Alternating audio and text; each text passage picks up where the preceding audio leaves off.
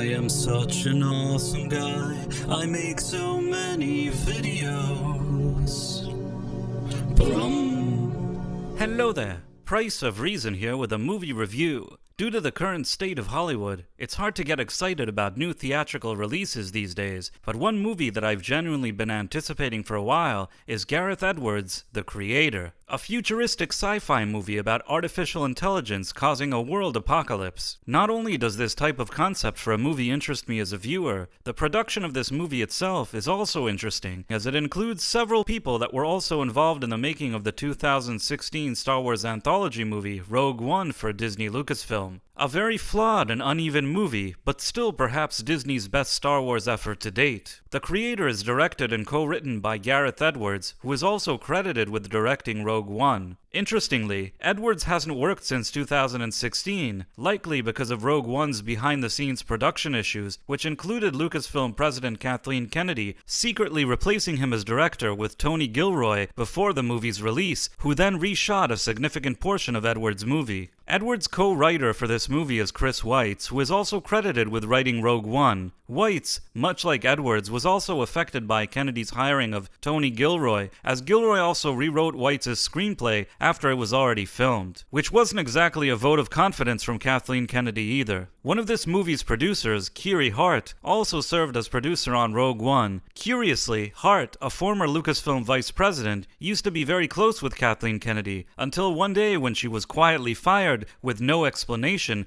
as first reported by Twitter user DataRacer117. In many ways, I would say that all three of these Kennedy burn victims had something to prove here, and this movie was a perfect stage for them to do so. In this video, I will go over the movie's general plot without any major spoilers, what I liked about this movie, what I didn't like about this movie, followed by my official score. The movie starts off showing us news clips of how sometime in the future, artificial intelligence launches a war against humanity, with California being ground zero to a nuclear attack. While most of the Western countries are against AI robots, they are well received in what is now referred to as New Asia, where they live in harmony with the local humans. This is also where we meet our protagonist, Joshua Taylor, an undercover US agent who is married to a new Asian AI supporter who's also pregnant with his child. When the US Army attacks the village they're in, Joshua's wife realizes what he's done and runs away from him. The entire area is then bombarded by US forces and she seemingly dies. Jump forward to 5 years later, and Joshua is back in the US, still depressed from the death of his wife and child.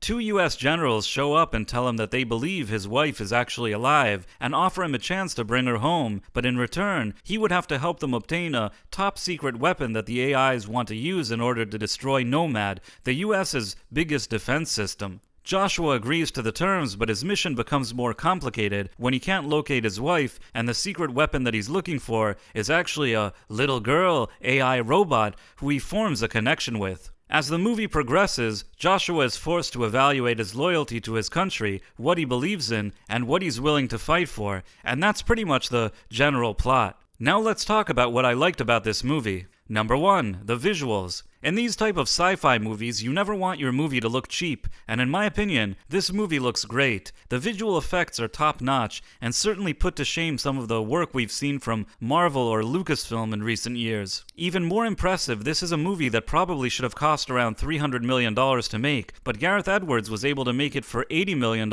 instead. In a recent interview, Edwards explained how he accomplished this by relying more on location shooting rather than just green screen, with the VFX added in post-production in a cost-effective way. In that sense, I think that Edwards sets a new standard here for how large-scale projects like this can get made while also keeping the costs somewhat reasonable. And surely, this could be a lesson for many big studios who are constantly overspending these days. Number 2, concept. Generally speaking, there's a solid idea here, and with how significant AI is becoming these days, it's definitely one that's worth exploring. Although there have been movies to touch upon this subject in the past, this one is especially relevant for the time of its release, and the overall concept is a good one. Number 3, the action. This movie has some cool action scenes in it, both on the ground and in the air. The action is futuristic on one hand, but it's presented in a way that also looks pretty realistic, which I like. Number 4, cinematography. I really like the camera work in this movie. It feels gritty when it needs to be, but also knows how to capture big scenes with epic scenery and views. You can tell that real thought went into the framing of many of the movie's scenes, and the result is pretty impressive. Number 5. The music. The movie's score is very good, which isn't surprising because perhaps after John Williams, I think that Hans Zimmer is probably the best movie composer working today. It's the type of score that really helps make a movie feel epic and grand, and true to form, Zimmer delivers exactly what is expected of him. Now let's talk about what I didn't like. Number 1. The writing. Since this was a movie that I was rooting for, it brings me no joy to say that while it looks and feels very epic in scale and spectacle, the screenplay is a complete mess.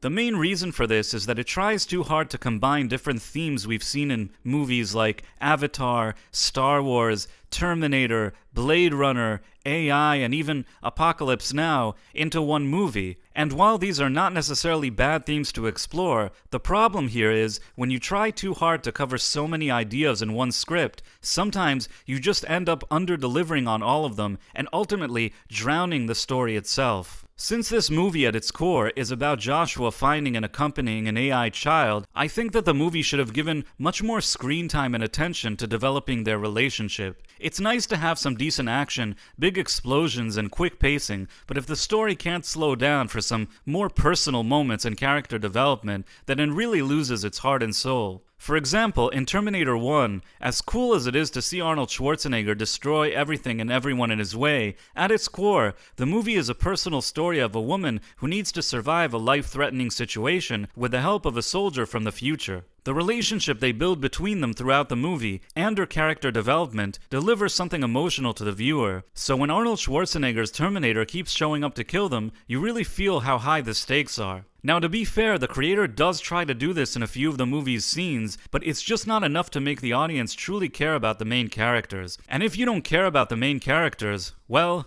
you don't really care about what happens to them. Another issue in the movie is that it all leads up to some big reveal at the end of it, but the reveal feels contrived and poorly set up. This is unfortunate because with better writing, it probably would have seemed more plausible. If I could give director Gareth Edwards some advice for his future films, I would tell him to not write any more screenplays himself, and if he does, he should find a different writing partner. That's because a poorly written script can completely tank a movie, no matter how ambitious, or how good it looks, or how interesting the concept is. Number 2, messaging. While I wouldn't say that this movie is overly agenda-based like so much of what we see in Hollywood these days, one has to wonder what type of message it's exactly going for. If it's trying to say that AI are better or more worthy of being on Earth than humans, it never really does a good job of explaining why. Even though Avatar isn't exactly my favorite movie, I would still say that a movie like that does a much better job at making you like the blue people. Also, much like in Avatar, the US Army here is always shown as evil in this movie, an idea that is especially unconvincing because they're just trying to stop what seems like a legitimate security threat.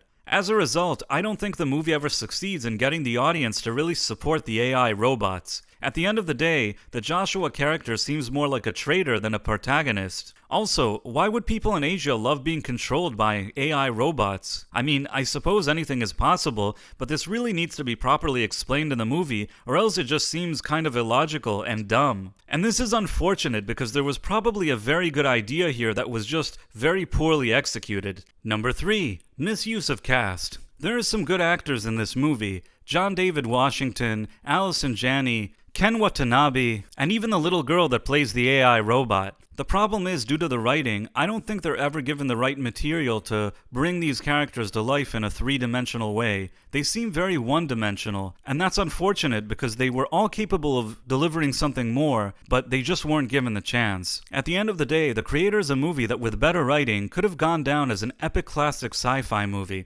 Instead, in spite of its great presentation, amazing visuals, and cool concept, it ends up just being okay. In my opinion, director Gareth Edwards has a lot of strengths as a filmmaker, but if he ever wants to truly be taken seriously, he needs to work with better screenplays. Even though I really wanted to give The Creator a high score, since I have to be honest, I can't give it more than a 73 out of 100. And while that's a passing grade for a watchable, decent movie, I do think that this movie could have been so much more. What did you think about The Creator? Did you love it? Feel free to let me know in the comments, and if you enjoyed this video, please consider subscribing to my channel and also clicking on that wonderful notification bell. Thanks for watching, my friends. Thank you, and good day. I am such an awesome guy. I make so many videos. But I'm